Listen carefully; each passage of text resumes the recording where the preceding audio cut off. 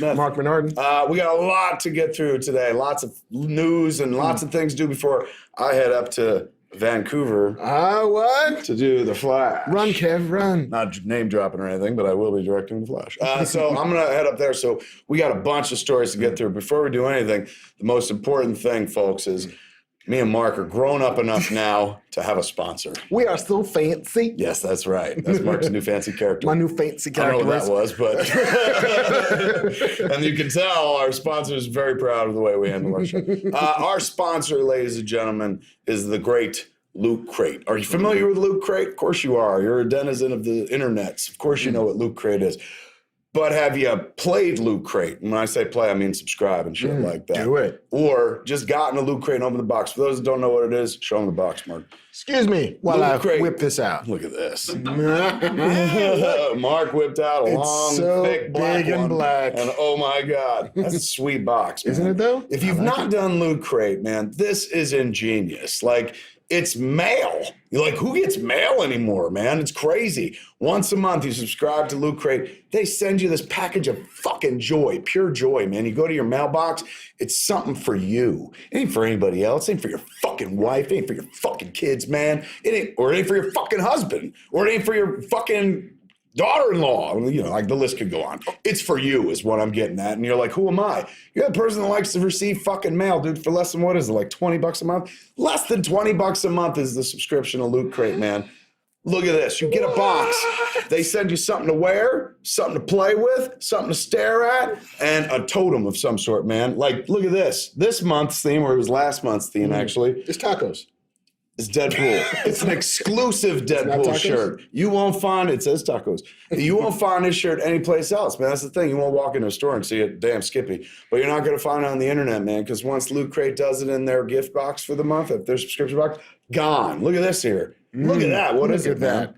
This is a Loot Crate exclusive Q-Fig of Deadpool riding an explosion. Because that's what you want Deadpool to do. Give him a goddamn single for this. Look at that. Riding fire with Deadpool. That's pretty badass. Fire man. ride. Show him the box. Hold the box up in this. Look at this. Watch, play, listen, enjoy more of Dead. And the box. Go back to the two-shot. What? The box is keepable.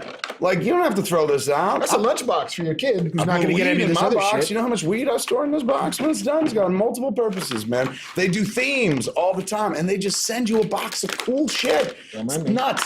You don't need friends when you got fucking Loot Crate. You ever sat there and been like, my friends don't remember your birthday or anything like that? You know who remembers your fucking birthday? They remember you every month. Loot Crate, man. Simply by signing up to Loot Crate, you can join in. This month's subscription is all about verses because it's verses month. What's that?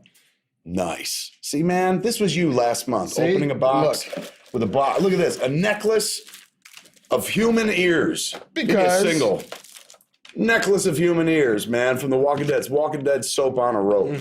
Come on, this is fun shit, man. How to survive a zombie apocalypse. This month's theme is Dead, man. See, they put the whole book together for you and everything like that. This is crazy. Crazy good. I can't believe we live in this world. Go to a two-shop before he loses the...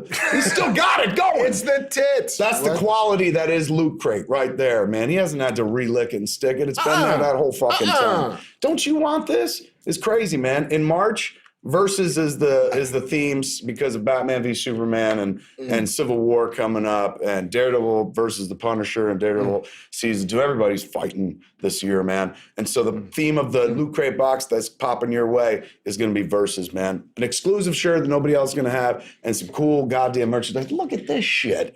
Are you serious? Like, fucking single me for this. Look at that. Give him that. Oh my God. I mean, I didn't earn it. This earns the single. I wish we had a fucking micro camera to come in on this. That's beautiful, man. This belongs in a museum. I feel like young Indiana Jones. We might have to give that to our next guest as a trophy. We might, man. Put us in a t-shirt. Yeah. Right there. It's fucking a thing of beauty, man. Loot Crate. I know we're sucking its dick. And a lot of people are like, are you fucking nuts? We know what Loot Crate is. Great. Then here, we'll give you the real information because this is all that matters, Just man. give it. You have until the 19th, ladies and gentlemen. There's a ticking clock. Give him a ticking clock, Marc. Just like that guy from Police Academy, right? We are the new Police Academy. Michael Winslow in the house. I'm Gutenberg and he's Winslow. You have until the 19th of February. February. That's the month we're in. February. No, going to March. Thank you. I knew it. I knew something was wrong. March 1. 19th of March, 9 p.m. Pacific time to subscribe and receive that month's crate, man. When that cutoff happens, that's it. You've missed it. It's over. But if you make that cutoff, like order right now, like, come on, you know you got a phone. You know you're on some laptop device. You know you could pause us even. Go over and order your Loot Crate. Yes, do that. Then come back to us. Right. Because we need the views in order to keep the fucking sponsor. Don't you understand how this shit works? Anyway, lootcrate.com, man, is the place you want to go. And when you go there, go to lootcrate.com/Kevin Smith and you enter the promo code Kevin Smith. I didn't ask for it. Believe me, I'm not like, it should be my name. Somebody's thought that'd be easier and stuff. They can give you 10% off. You don't need all that information. They can give you 10 fucking percent off.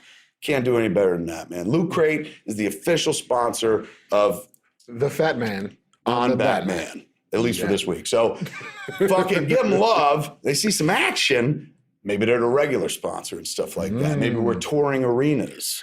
Sponsored by Loot Crate. Tell them we are going on the road, Marc. We are, dude. Now moving away from Loot Crate, it's time to sell some of our stuff. Talk about us. We're going on the road. Detroit Rock City. That's right, man. It's the Freep Film Festival, folks. Wow, say that a few times. Me and Marc on stage for the first time. Live. Talking Fat Man on Batman. In the hizzy. A lot of people have already bought fucking tickets, so hurry up and go get them there. You can find them at csmod.com. But a lot of people have been like, what are you guys going to talk about? And I'm like, you bought fucking tickets? You don't know? We're going to talk about this shit. It's going to be this, but live and shit. We're going to make some news happen. Exactly. And the thing is, we're going to be in Detroit, so maybe we can grab some people who worked on Batman v Superman. When is it? It's the 31st of March. So by that point, it'll be out. Yep. So we could either be like, you're amazing, or what the fuck? Either way, it's going to work out. Or a little bit of what the fuck. Both, yeah. It's pretty fucking hot, man. It's not like an anger. What the fuck? You left that fucking shirt up. Why didn't you? Bullshit. All right, let's get to the fucking news, because that's what we're here to talk about, ladies and gentlemen. It's time for some fucking news, and that's what we're doing this episode, is looking at a bunch of stories and stuff. Right off the bat, before we get into this nonsense, before we get into the news of others, this sounds like a very self-aggrandizing episode, ladies and gentlemen, and there's a good reason for that. We're going to do it. We're sitting with a top 10 fucking writer. Aww. That's right. Comic Book Resources, the website of record in the world of comic books and whatnot. Throw that graphic up, Jonathan. That's not it. That's mostly it. That is a page from the book Genius that I wrote. One of your pages? One of my pages. Ladies and gentlemen, I spoke too soon. Is the X showing? This is a Marc Bernardin fucking page It's a Jamie Jam. Well, that's awesome, but that's not what I was talking about. Do we have is that the only graphic you have? I think that's all we got. Okay. Comic Book Resources, the website, named, go ahead, you know it. They were Give counting down. Because this is important. Yes, for Black History Month, as happens every year. We even got an extra day this year, which is 29 really days. Yeah, what? Stop your bitching. They were counting down the top 25 Black comic book artists and writers. And I made the cut, not of artists because I can't draw, but of writers. In fact, I made the top 10. Oh, go back to a two-shot. What? Oh, fucking our very own Marc Bernardin in the top 10. Get out of here. What did they cite of your work? Did they didn't cite this podcast, did they? That's not writing. They don't know how much work we do, Kevin. Yeah, there's a lot goes into this. Genius, that book that we just showed the panel of. Published by Top Cow /Image. Go get it now. They cited Static Shock, which I wrote for the New 52 for a hot minute. A red hot minute for about 52 seconds. Yeah. Go get it now. Go get It's it all now. digital. They can get this shit right. Totally. The Authority. Which one? The Authority. He worked on the Authority. Authority. Spend your money digitally on Marc's stuff. Bring it. Or walk Comicsology. into a brick and mortar, Ooh. go leafing through old school style and peep it out. Do that You'll thing. find out why. Top 10 right. Congratulations. Thank you, my friend. Class. I'll bring you class. That's what this guy is. Can't spell class without ass. I'm the ass. All right, man. Now on to the news. Gotham. What? The TV show we love in theory, but don't really watch. But I might. This is where they might get me back because I'm hearing good things about the Mr. Freeze storyline. We got anything for that? Any graphics or any pictures whatsoever? Throw one of those up. Just see what it looks like. Pop it. I don't know what it looks like. We'll wait for it. But here, Gotham is doing Mr. Freeze, man. They've been building up to it. And apparently, Not bad. that's the word I've heard. Yeah. At some point, we'll have to investigate. It's crazy because if this was in a movie theater, we'd be like, take my fucking money. Take it. But here's the now thing. it's there for us every day. And we're like, get to it. We are the best not Gotham fans ever. It's true. Because we're talking about it, but are just not watching. Nobody loves the idea of Gotham more than us. And they've done some cool shit. And this season, they're fucking bringing in villain after villain. I mean, they are kind of like, I watch The Flash religiously and shit like that. I don't know what this is. Go. What is that? Mr. Freeze. Is it? That's what he looks like? Yeah, according to the promo for next week. That's so he looks more like George Sanders at first? The George Sanders music? Can we play it or is that just a screenshot? Just a screenshot. That's what he looks like? Okay. I mean, he's going to get lost in time and end up in a... Perhaps I spoke too soon, kids. No. I'm in. Look, sure. Hey, man, Iron Man, if they had only ever shown you the one suit, you'd be like, really? But that was, Mark 1 when he gets out the cave and stuff. Then he gets the better suit. So maybe this is just... It's an evolution of Freeze. That's why you bring a top 10 writer. He pulls a term like evolution. There it is, man. That's happening on Gotham. Go watch that. Meanwhile, over in Berlanti land, man, this is very exciting news. I know. I'm off to Berlanti land soon. Supergirl over on CBS. I got fucking made fun of. I put up a video last episode of me watching Flash and crying at the end of it. Like, some people love it online. Some people are like, you piece of shit. You're not a man. You're half a woman and shit, as if that's an insult. I'm like, I'm full woman, bitch. Some people are like, why would you cry? Why would you cry at that show and stuff? You don't know. They don't get it, man. And I ain't gonna apologize to those cats. But I saw one insult was like, this fat bitch would probably cries every time Supergirl takes off into the air. You're right. Because that's a beautiful thing. Fuck you. If you got no heart, you don't feel that. Can't help it if you're dead inside. This Supergirl, man, they're fucking crushing it. I'm saving up episodes, doing me a binge, man. They had a recent episode, they went to the Fortress of Solitude. Which is nuts. Crazy. Throw up the picture of what they found at the Fortress of Solitude. What the fuck? You. Now, we saw a brief for those who were like, what is that? That's a Legion ring, kids. Legion, Superheroes ring.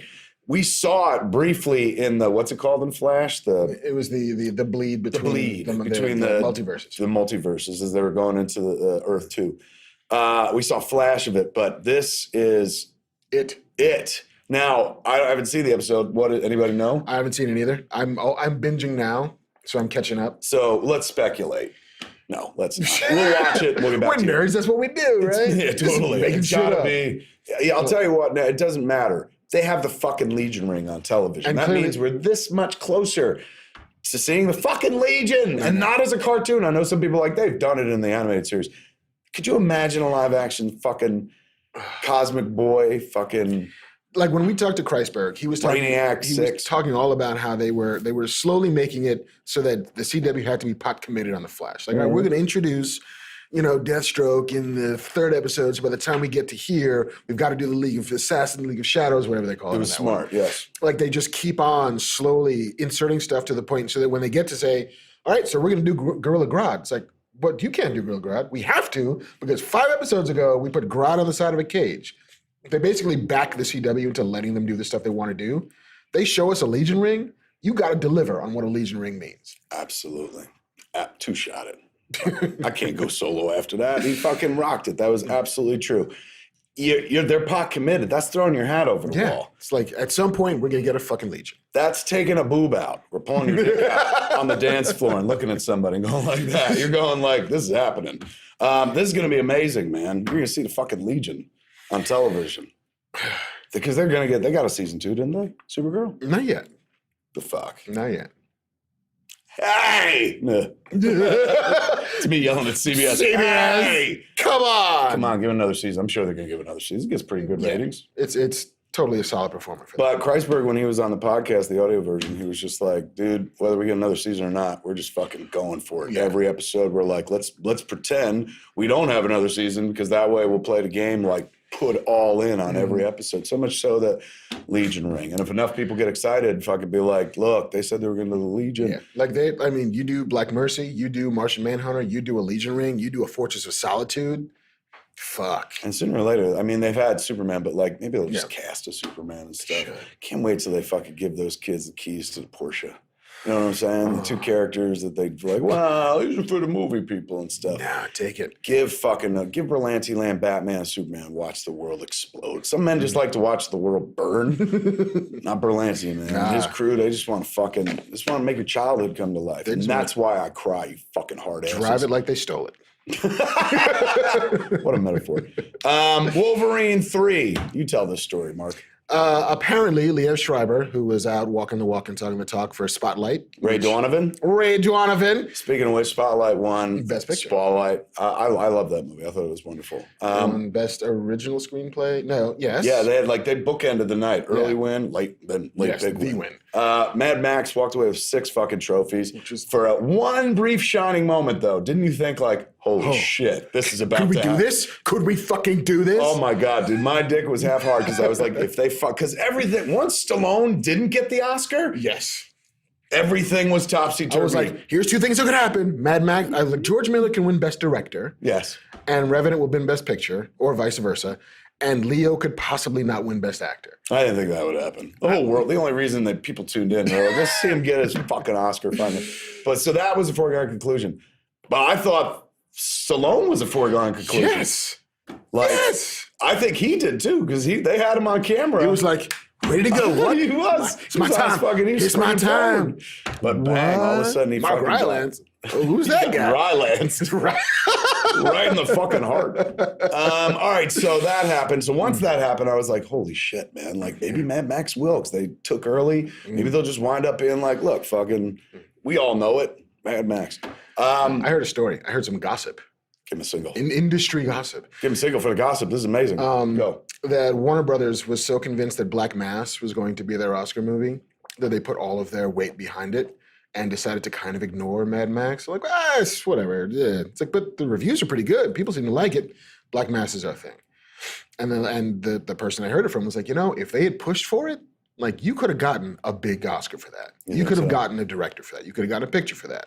As much as people love it and as good as it fucking is, and a 70-year-old director going back into the desert to do that thing again, it was there for the taking. They just didn't seem to want to take it. Go to a 2-shot. Well thought out. There were 2 nearly 70-year-olds who went back to like their prime era, if you will, or the start, and refreshed with Stallone doing Creed or being in Creed, because that's Coogler's movie all the way. Yeah. Like you watch that movie, there's love and a writer behind it. And then George Miller, 70 years old, going like, I'm gonna go kick it old school and shit. Blow shit up in the desert. Both of them kind of got screwed, man. Yeah. Like I honestly, like I'm not even like the world's biggest Stallone fan, but he's been in my life since my childhood, not my personal life, but cinematic life and stuff. And this was poetic. Yeah. In a world where he's like, he's gonna fucking he didn't get it for Rocky, but he's gonna get it for. This was his like Paul Newman Color of Money. This was his like, I'll be Fast Eddie again. It's not gonna be as good as the first one, but come on, you gotta love me. And they loved him and they gave him an Oscar for it.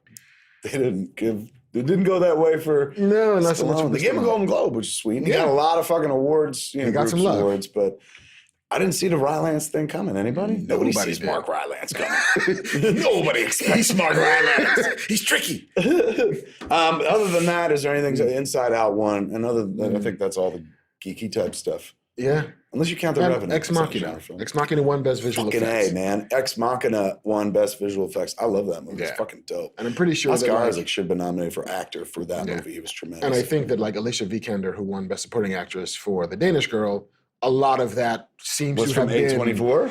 From Ex Machina. Just like that goodwill of, you did this amazing thing in the middle of summer and this pretty decent thing at the end of the year, and together they combined for, all right, she had a good year. The Reese's Peanut Butter Cup of awards. These two great tastes great together.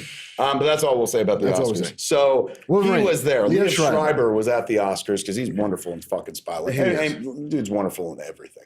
But he's talking about Wolverine 3. He's talking about maybe coming back as Sabretooth. Yes. What did he say, Mark? He said, we've talked about it. We don't know who the we is, but all right, he didn't tell us who the we was. The old man Logan story, that's appealing. That's something I can do. Old being the operative word. Look at that, man. Old man Logan. What? For those that don't know the old man Logan storyline, Mark, it is basically the last. Yeah, like the end of the story. Right, the end of that particular timeline. iteration of the Marvel Universe. Yes. Very popular. Who drew? Anybody know? Mark Millar wrote it. Mark Millar. Yeah. I don't remember. Steve McNiven might have I drawn still it. remember his fucking can't small remember. thing run. Matt Key will know Who's who that? drew Old Man Logan. Old Man Logan. Don't remember. I'll look it up. All right. Millar. Millar I wrote- can't remember the artist. It looks like Wolverine 3, as we've heard echoes, rumors of an R-rated movie. Looks like it may be shaping up to be Old Man Logan. That'd Right. be very exciting. Steve, no. Stephen Nevin. You called it. You're trying to get there.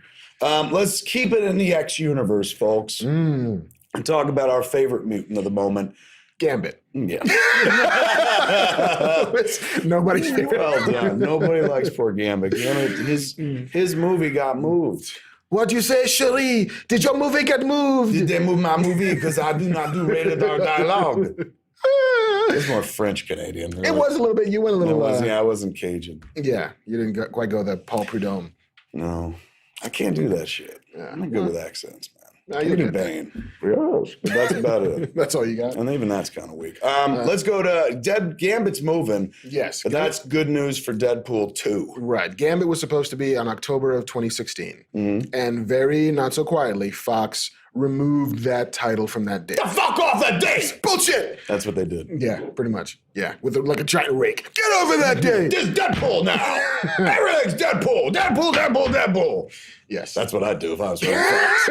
Oh my God. 20th century Deadpool. That's what I'd call that shit. Give me the standard rich and famous contract. There is an artist rendering of Channing Tatum. Of Channing Tatum as Gambit. The movie we're never going to see. No. It's Not going true. to take a little while to get there. We will see it seems, on October 6th of 2017, because Fox then, while they removed the Gambit date, they added 2 untitled X movies. One of those. One of them on October 6th, 2017 is thought to What be is that? Deadpool That's 2. amazing. Was that art for this movie? Him sticking a fucking gun at a teddy bear? That's kind of great. So, That is tremendous. That could have been a billboard. Yeah. And the other one, January This 12th, kid, Tim Miller. 2018, is very highly thought to be Deadpool 2. There it is. The deuce. Dropping the deuce. You heard it here. If that is not their fucking tagline, Dropping the Deadpool 2, dropping the deuce.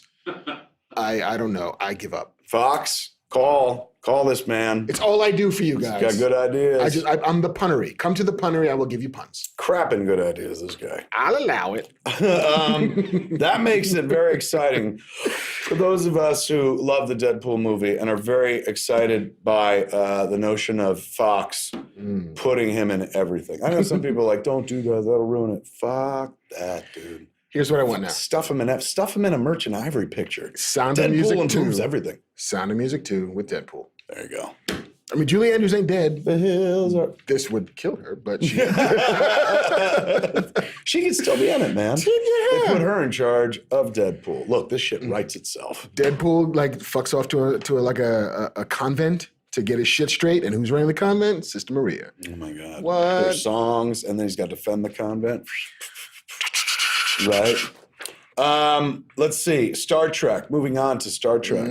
Star Trek, the TV series. Yes, Which they're doing, Brian Fuller's doing for the CBS Direct, their a SVOD, future channel that has not launched a yet. future channel that you only get on the internet. Although the pilot apparently will be broadcast on the regular CBS because they're And not they'll be like, idiots. come join on this. Please come this way. That's smart. That's good. Yeah, it's not Exit bad. through the gift shop and buy a whole network on your way up. They are talking about bringing on a very Star Trek elite name. Yes. I mean, this was the thing that made sort of Star Trek fans just give a stiffy because Give him a single. Give Mark a single for this big news. they hired Nicholas Meyer.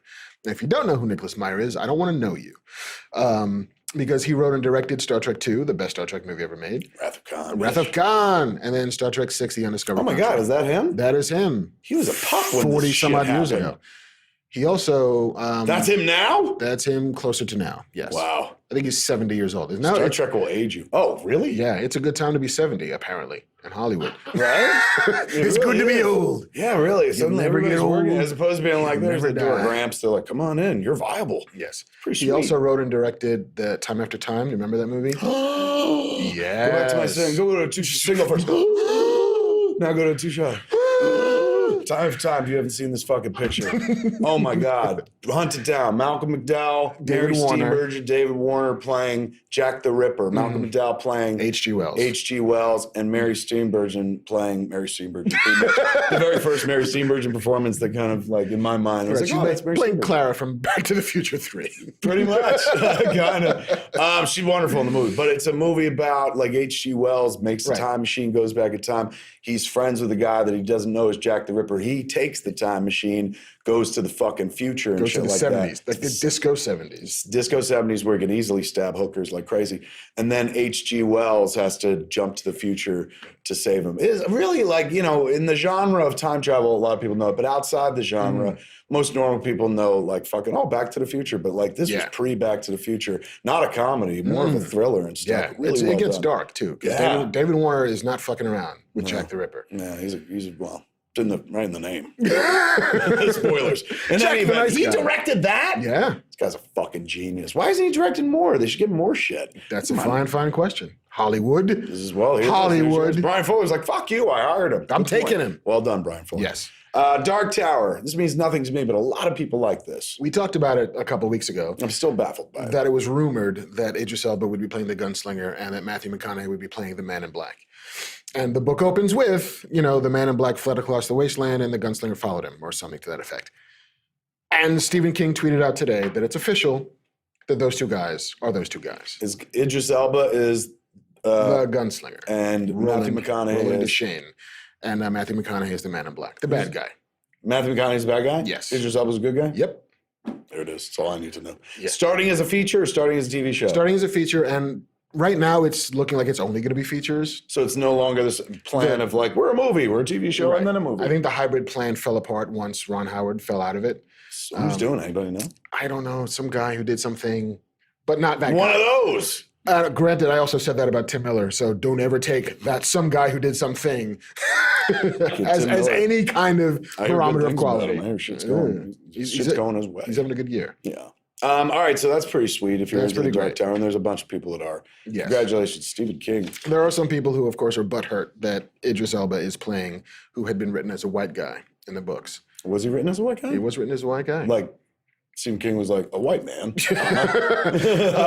Pretty much. Really? Yeah. So they're the normal fucking why? Right. A little bit like sort of tempered by the fact that it's Idris Elba, and really nobody can have any problem with Idris Elba doing anything. I know, it's pretty amazing. You know. And they got Matthew McConaughey. And they got Matthew McConaughey. Are there people like switch roles, or is it just like we don't want him at all? Like, Basically, he's written as white, which does sort of lean us into the Iron Fist casting. Excellent fucking segue. Welcome to my segue. Would you like a ride? That was very sweet. Iron Fist got cast in the Marvel Netflix series. Do we have any art or anything on that whatsoever? Hey!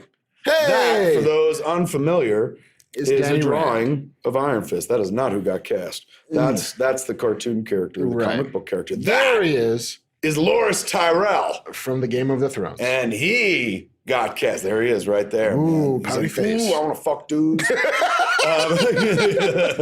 the olden days. That's your Danny Rand. That is your Danny Rand. Now, for those same people who would have been mad about the Gunslinger casting, these people are like, all right, bravo. Yeah, it's written right. He ought to be white. But there had been a bit of a movement. Even on this show we talked about it. The idea of what an Asian Iron Fist could sort of do. Could have meant to. And to be fair, he's always been a white guy. He's always been a white guy, and yes, absolutely. The internet is filled with people who are like, he was always a white guy, I ought to be a white guy. But, you know, at least my perspective. Marvel was never like, we're going any other way. Yeah, they never really came out and said one way or another. They just cast the white guy. It's just one of those things where everyone was just like, this is a great opportunity. And not everyone. Some people were like, this is a great opportunity because, you know, it's tough to find a big character in Marvel. Yeah, there's Shang-Chi, and that's kind of it. Or who's not a villain. Who's not like, you know, the Mandarin or something like that. So there was an opportunity here to be like, hey, but they obviously went another way. What is the word on the internets? I mean, the internets are of two minds of a thing. The internet is sort of on a... He's talking about the fucking internet. The internet. Well, there was an opportunity to sort of correct what had always been seen as this weird kind of Oriental fetish that comics had in the 40s, 50s, 60s, and 70s, which was, hey, let's send a white guy to Asia to learn awesomeness and basically steal it from the Asians and then come back and then be awesome in white man's world. Let's have him be Karate Elvis. Right. Let's have him be, the Shadow or Batman or Danny Rand. So the idea of being able to subvert that a little bit, and let's make it an Asian character who then has to, and tell an immigrant story of an Asian person who has either been here for too long and has lost connection with the old world, who has to go back and ask of it things that it doesn't want to give him. Like there's stories there to tell. There's and sort of an immersion story. There's the assimilation story. And there had also been resistance to that idea of, so we're going to get one Asian character in the Marvel TV universe and he's a kung fu artist? Like, why couldn't he just be a doctor? It's like, well, doctors don't punch enough people. Although Doctor Strange punches enough people. He does. There's some swinging, man. So yes, the feeling on the internet was just, there was a chance to do something really interesting and a chance to correct what had been perceived as past slights that wasn't taken. What happens now? What was the reaction when they were like, it's Loris Terrell? I mean, there were people who were like, bullshit. Some people are like, I'm not watching the show because I don't care. But plenty of people who will, plenty of people will like it. I'll watch it because I like to see Kung Fu on television. And this promises to be Kung Fu on television. Also, like, when have they done wrong yet? Yeah. You know what I'm saying? Like, they got my fucking loyalty and my dollars, and in that order, as long as they keep putting out quality. Now, I guess some people would be like, it could have been quality with an Asian in the lead. Absolutely. But in a world where that's not they didn't make that choice, we can't force them to do whatever we want them to do. And I want to see that dude wearing that outfit. So I know I want to see a grown-ass man in green tights and a yellow skull cap. The only person I don't want to see in that outfit is me. I would look bad. But I'm ready. I can't wait to watch Iron Fist. Yeah, I mean, just Power Man and Iron Fist, dude. Heroes for hire. There's going to be a picture. Think about it. Probably, let's see, maybe a year from now, we're probably going to see a picture of Luke Cage and Danny Rand standing together in outfits that look pretty close. Yeah. That's fucking nuts, man. All right, so that's great news. That's great. Other casting that things. exists. Flash, we talked about that. I'm going up there. Yeah. Kingsman. Seems to have found itself a bad person. Yeah, they got a villain, ladies and gentlemen. They do. Kingsman, Secret Service, the Kingsman, the Secret Service 2. I don't know what they're calling it. That's probably not the title. Probably not. Second Kingsman movie. Kingsman again. They've just added Julianne Moore, Academy Award-winning actress Julianne Moore, to play the villain. She's great. Like, honestly, she's fucking. Have you ever seen a bad Julianne Moore performance? No. I've seen bad Julianne Moore movies. Yeah, but she's usually. Yeah, she was in Congo, I think. Oh my God! No, Laura Linney. That was Laura Linney. That's the other Julianne Moore. And Amy Sad. That's all I remember of that movie, man. But she was in like, what was she in? Well, she was just in one of the fucking Hunger Games movies, right? She was in most of them. Yeah, the last two. She was also in Lost World Jurassic Park 2. Oh, that's right. So she got geek bona fides. She does. And, of course, she's in fucking, the Dude movie, Lebowski. Yeah. So everyone loves her for that. I mean, she is a big, shiny, and then Kingsman's been great about casting. I mean, Colin Firth in the first one, Michael Caine. So spoilers, his character died in the first one, Colin Firth, yes. So unless he comes back in memory or as a fucking android. As did Michael Caine. Right. Yeah, so more they announced spoilers. any casting for those or no? No, but I mean, this is a pretty big, shiny replacement for other big, shiny actors. I like that movie a lot. It was so fun. Yeah. Mark Millar. Right? He's That a guy. Mark Millar, man. Talent. More talent in the fucking half of his pinky. Half of his, is he Irish? Or? I believe so. Half of his Irish fucking pinky, and you got in your whole American body. Doesn't that make you feel bad? You feel bad waking up some mornings and be like, I'm never being as talented as fucking Mark Millar. I'm telling you, I said it before, I'll say it to the day I die, Swamp Thing run. This is an impossible book to jump onto. You know what I'm saying? Like, you're following Alan Moore and Legends and shit like that. He fucking crushed it. It was amazing. And he went on to become this guy. Now he's making his own stuff. He didn't just do the Marvel characters. We talked about Old Man Logan before. He created fucking Kick-Ass, Kingsman. Yeah. And Red Sun, one of my favorite Superman stories ever. Isn't that great? That was a fantastic super. It took so long to come out. I remember that. I remember waiting for that book for 4 fucking years and talking to him about it because I'd read about it. I was like, that's amazing. What a cool concept for a book. But the art, which was gorgeous, looked like that propaganda art, took a long long time, but they got action figures for that line. And didn't they go beyond that one book? Like I think they did spin out a bit of like a Red Sun universe. Kind of cool. I know. All right, enough fucking sucking Marc Millar's dick, man. He's a good guy. Wrinkle in Time, ladies and gentlemen. Did you read that as a kid? Never. What's it about? I did not. What is it? I know it's very famous. I barely remember what it's about. It's one of those books you read when you were like 8 or 9. Oh, wait, we have it. Tell me, read a thing. Give me a single. Wrinkle in Time tells the story of a young girl who goes on an incredible journey in search of her missing scientist father who disappeared while working on a mysterious government project called the Tesseract. Oh, is that where that fucking Marvel stole that from? Well, you know. The journey leads her into the 5th dimension, where she visits new planets inhabited by fantastic creatures, man. It's going to be written by Frozen's Jennifer Lee, very famous book, and it has scored a director or a directress. A directress. Go to a two-shot. Get ready for the announcement as we go to a single on Marc. Who's doing it, Marc? Ava DuVernay. Is that how you pronounce her name? Yeah. Thank God I gave it to you because I was going to be like, Ava DuVernay. She directed the Selma movie. Yes, of the Selma. The Selma. As we it was on... it's the Selma Hayek It was in biopic. the movies. Did they cover Dogma at least in the Selma Hayek biopic? I hope so. Who played me? Wait, Was the same guy who played fucking Doc Ock? No, it was Josh Gad. How about that? Oh my God, did he sing? That'd be amazing. Olaf as me, I'm in. If he sang Berserker, that'd be even better. Then my whole life comes full circle. Berserker! Let's talk about this TV show, DC's Powerless, it's called. A situation comedy. Sitcom set in the world of heroes based on characters from DC Comics. It's a workplace comedy. Think The Office in the world of DC Universe. Now, a lot of people are like, well, I think Damage Control, which was a Marvel book. You could think that too as well, because I believe Marvel thought that, and they're like, we got a show. Right. And they've been developing as well, so Damage Control should be happening or be announced any minute as well. The twin development streams of... It's like volcano movies. Robin Hood movies. Oh my God, they're racing. Asteroid movies. Well, it looks like the Powerless DC's hero version movies. is Powerless. They're getting there a little sooner. They've got some cast. You ready for it? Bring it. Vanessa Hudgens. Who? That's the girl who she was in Grease. Yeah, she's a wonderful little actress, man. She was in High School Musical. Ah. All of them. All 26 of those High School Musicals. She's really sweet. Alan Tudyk, dude. The Tudyk? We had him right here. That guy. He was here and he didn't even have the fucking decency to tell us didn't tell us be on shit. a fucking television show. He didn't tell us about Rogue One. He didn't tell us about Powerless. Is he in Rogue One? Yeah. Thanks, Tudyk. I'll call you Tree Dicks now. No, good for him. Really? He's in Rogue One? Yeah. Why didn't we ask him about that? Do we not know? We knew.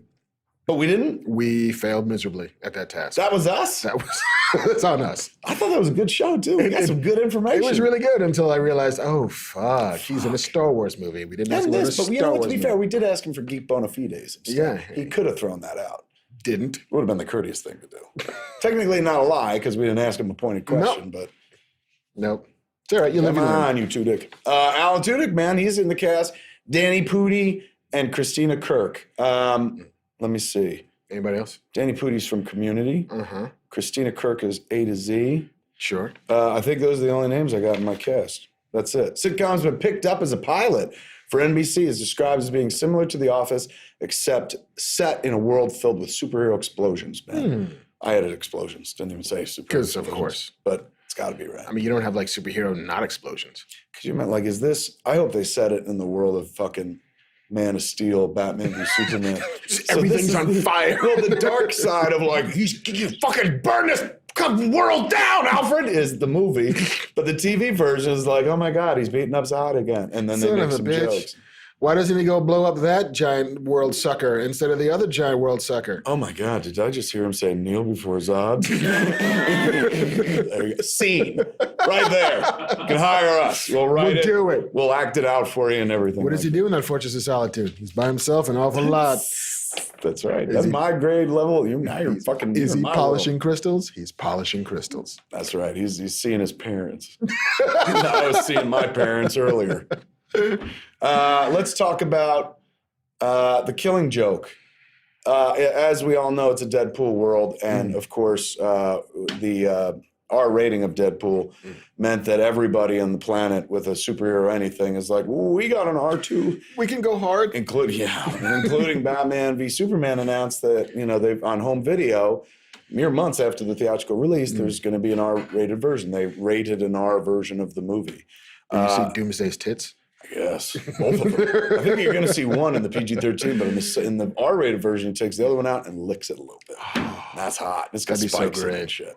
I don't know what makes it R, but that means there's an R-rated Superman movie in the world. I never thought we'd be there, but here we are. Thanks, Deadpool. That's not. Thanks, Uncle Deadpool. That's fucking crazy. So, in that respect, the Killing Joke, the animated version that I believe is it Bruce Timm working on it?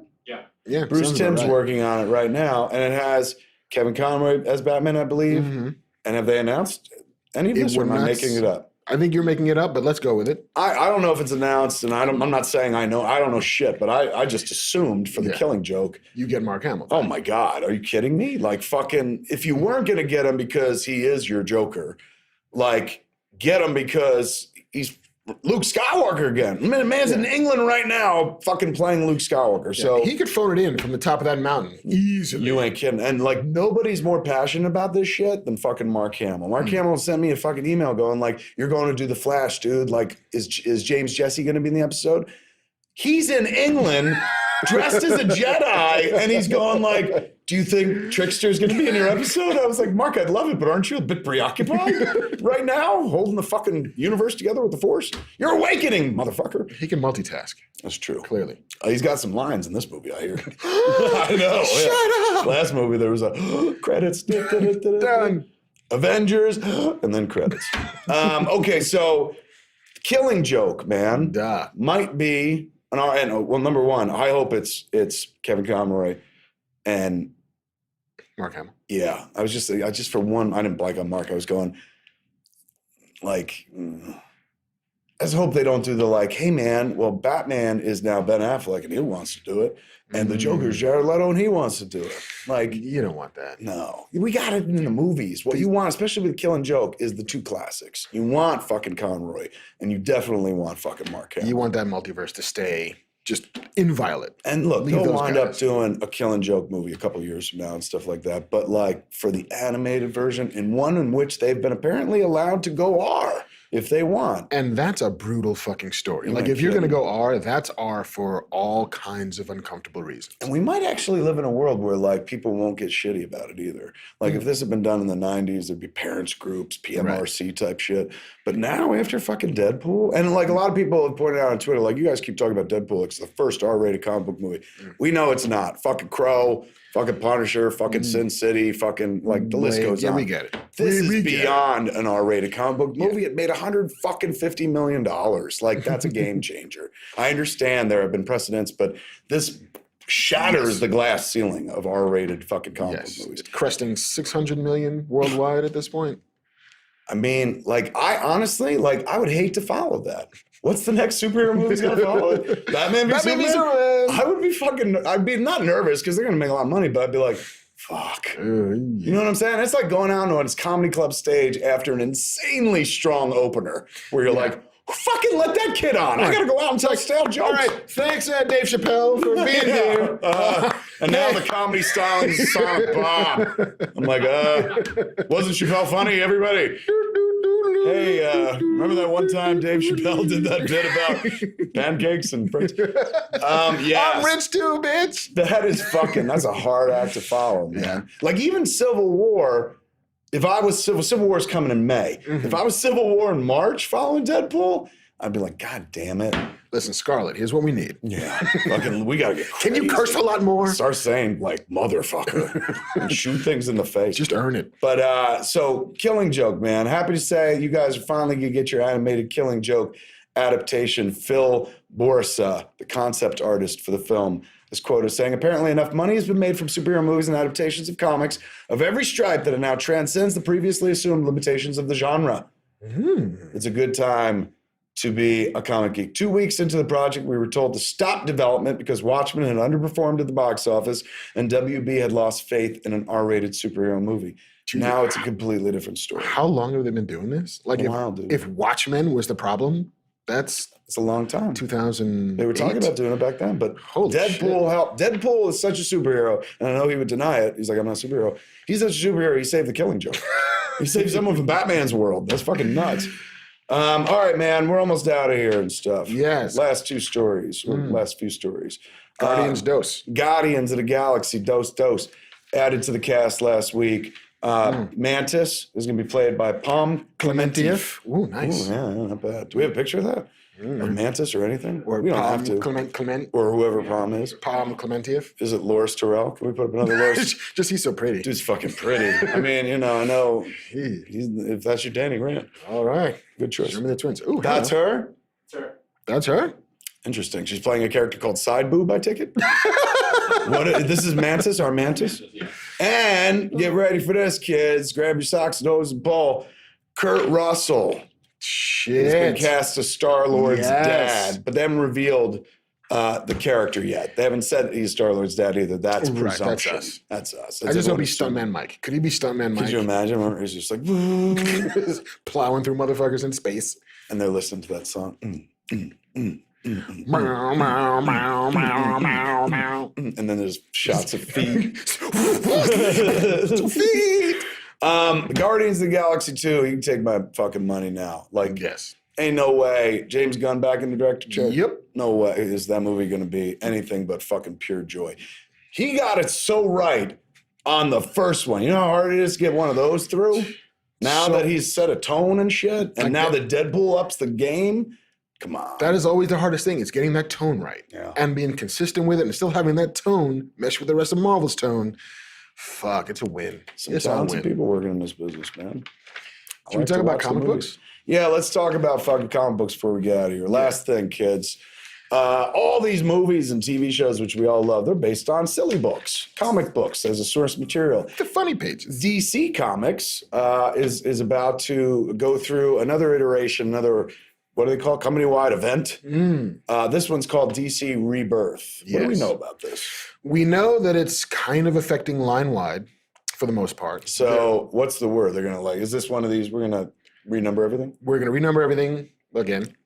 Most things go back to a number one. That'll work. That'll work. It works every time. It seems to work every year around this time. Like the silver bullet, works every time. It's crazy. I mean, I guess why not just be like, look, none of these. Ooh, look at that lineup though. Is that who's wearing that hat? Is that a old Flash hat? I think that looks a little. And it looks like Jay Ollie Garricky. is pretty prominent in the lineup, and so is Flash, and Green Lantern looks like a lady. Rumor confirmed, but I have the list of speculation. Ooh, Matt Key has a list of speculations Let's speculate, shall we? in the silhouette, In the silhouette, according to the writer for Comic Book Resources, and I like that site. a very smart website. Very handsome too. He's guessing that Con-El Superboy in his original 90s leather jacket. Let's put up that silhouette one more time, Yeah. Jonathan, so Let's we can run look right at through it. So where are they saying? On the left. Oh, Far all the left. way See over the there. little S by Okay. the right Then there. the original Jay Garrick Flash 1 next to him. Go back to the silhouette. Keep it up. Give it up. Keep it up. Give it That's up. what she said. Give it up. Give it up, Jonathan. Find me till I'm coming. An unknown hooded figure. What do you mean fucking unknown? That's a fucking arrow That's person. fucking Green Arrow. It's a shooty person with a bow and arrow. That's got to be Green Arrow, man. Wally West, Flash 3. Why Wally West as opposed to Barry? Just a Yeah. guess. They're guessing. A female Green Lantern. I guess that's almost good as a comic book resources writer. Sure. And Supergirl. I in can her- read silhouettes. Yeah, I can read that. Supergirl in her 80s crisis era costume. Okay. So So yeah, they're going back to the zeros. According to Jeff Johns, it is to sort of if they're going back to the zeros, I guess I'll be writing soon. hello. The zero. What was Jeff Johns saying? Trying to sort of recircle back in the same way they did with Flash with Green Lantern to the thing, the iconic elements that what makes these heroes so popular and enduring, and sort of re-embracing that for this rebirth plan. They're starting everything back at number one except for 2 books, and I think those 2 books are Action Comics and Detective, which will be reverting back to their original numbering. Basically so that they can get to a 1,000th issue sometime in the near future, Which is coming. which is coming imminently. So it's marketing. Yep. Well, these things always are. Look, at the end of the day, man, it's your favorite characters. They find a way to tell the story. And, I mean, I remember talking to Mike Carlin, who we should get on the show. Yeah, he's out here. He's out here. He's working over in animation. Mike Carlin was the editor of DC Superman comics group back in the day. And he goes, all these stories, dude, because I went in there because of Superman writing the screenplay, and I went and talked to a bunch of people. I was talking to him. And he goes, thing you got to remember is all these stories is act 2. He's like, you already know the act 1. That's the origin, man. He's going, and we'll never die. It can't end. Otherwise, we're out of business. So there's no act 3. He's like, it's just all act 2. And we have to find new ways to reinvent act 2 all the fucking time. So this is one of those ways. Yeah. I mean, these stories are basically sitcoms without the funny, in that at the end of every episode of a sitcom, you reset. What happens? The friends are still back in their apartment. And the crazy thing is, like, this is not, the DC I was raised on, Rebirth, who knows? I mean, we don't know what it is yet, but this will be somebody's continuity. Some kid coming in, or adult coming into comics for the first time, going to be reading this shit and be like, this is like, they'll whimsy about this or be sentimental and nostalgic about it fucking years from now, being like, oh man, remember when Rebirth happened and fucking they had the girl Green Lantern, that was my Green Lantern and stuff. Some 13-year-old kid who never read a comic will go see BVS and be like, I want to read a Batman book. Oh, there's a Batman book for me. Or what is Rebirth? And who's that silhouetted hooded figure? How did they not fucking guess that was Green? I'm just waiting for the next event, which is Afterbirth. Oh, that's so strong. That's a joke to go out on. Look at that, man. A joke only a father could make. We both dealt with Afterbirth. Yeah. How's it going, honey? You ever fucking deal with a placenta, ladies and gentlemen? It's crazy. They don't warn you about that shit. I mean, they tell you, oh, there's a placenta. And they say, like, they got to deliver it. And first the baby comes out, and you're like, a miracle of life. Crying, my child. And then they're like, here comes the placenta. And they pulls out like that thing from Prophecy. That movie, the bear, mutant bear. Oh, fuck, it was scary. I was like, kill it! And she was like, that's the placenta. Quanto! Quaid. I couldn't remember his name. He told me. Quaid. There it is, folks. Fucking all the news that shit to print. And we did it right here, man. Thanks for hanging out with us. And many thanks to our fucking sponsor. There it is. I'm pointing down to a place it wasn't. Loot Crate like a motherfucker, man. Loot it. Loot Crate is crazy good, Crate folks. it. We thank them for sponsoring this show, treating us like big boy broadcasters and whatnot. Yes. Remember, man, shirt, something you can wear, something you can play with, something you can look at, something you can think about. Man. And a toy. There's that as well. LootCrate.com/Kevin Smith, man. That's how you support this show. But whether you support us or not, we thank you for hanging out and watch us talk about all the shit we love. I remember somebody on Twitter was like, all you do is read news stories. Yes.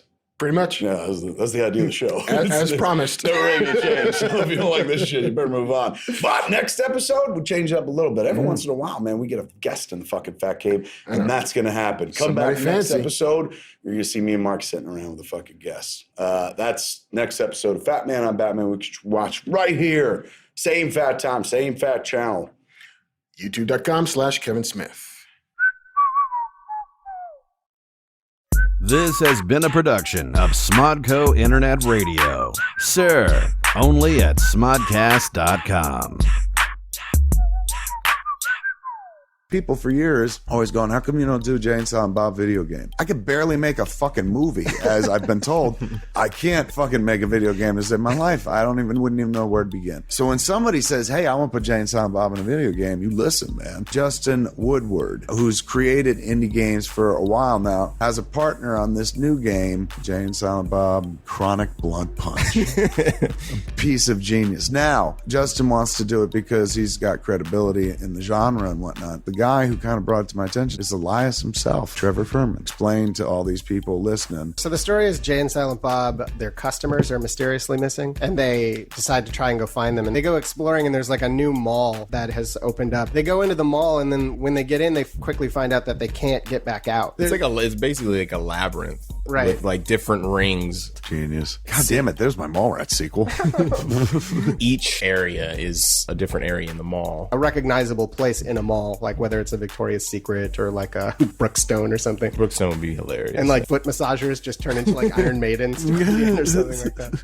We're going to see other people from the Skuniverse in it. If we raise enough money, we'll be able to afford the licenses. Right. But we're not, like, our story stands on its own with the Jay and Silent Bob characters, but we would love for there to be a Pussy Troll. Pussy Troll would be hilarious. Yeah, and I would love to have, like, View Askew characters come in. One of our goals in the conception of the game is, as faithfully as we can, like, translate the feel of View Askew movies into video games. One of the systems that we're building is a conversation system that feels kind of like a fighting game. Like, if you're Jay, these these comic bubbles will pop up over his head, portions of phrases, and you grab them from the air and it goes into a line at the bottom, and then you build your insult. How the enemy responds is directly linked to how you choose your phrases. It's kind of easier to fucked up. Yeah. The goal is to introduce cool dialogue into the game, but not in a way that feels passive. Like, we wanted it to feel more dynamic. That's fucking dope. We're going to make the character system so we can swap things out. Definitely. In your world, it's like you sell the game once and you can expand it like a year later or something like that. Yeah, like people who give us $25 will receive a complete game. It's at fig.co right now, so they don't even have to add a slash your address. Once you go there, you are it It'll for, be for on right it. now. We'll put some money behind it, man. I want to see this game now. I've had a lot of people asking me, how do I get into Moose Jaws? One of the easiest ways in the world, man. If you're a gamer and you're like, fuck, I'd like to be in that, bang. Or if you just want a copy of the game, bang, you can fund. Or there's a bunch of other rewards. We have like 14 tiers or something, going from 10 all the way up to thousands of dollars. Go to fig.co